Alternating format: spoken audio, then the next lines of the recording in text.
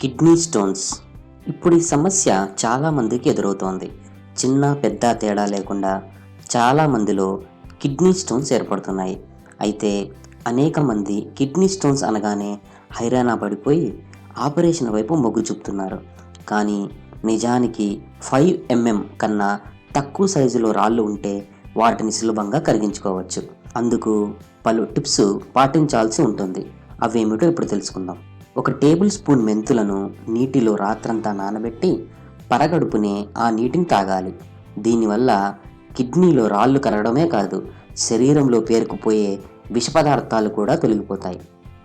1 tea spoon తులసి ఆకు రసంలో 1 tea spoon తేనె కలిపి ప్రతిరోజు ఉదయాన్నే సేవించాలి. ఇలా కనీసం 6 నెలలు పాటిస్తే కిడ్నీలోని రాళ్ళు కరిగిపోతాయి.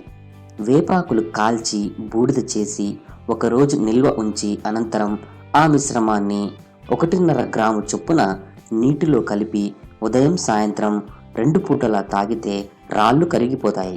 కొత్తిమీర వేసి మరిగించిన నీటిని తాగినా కిడ్నీలో రాళ్ళు కరుగుతాయి.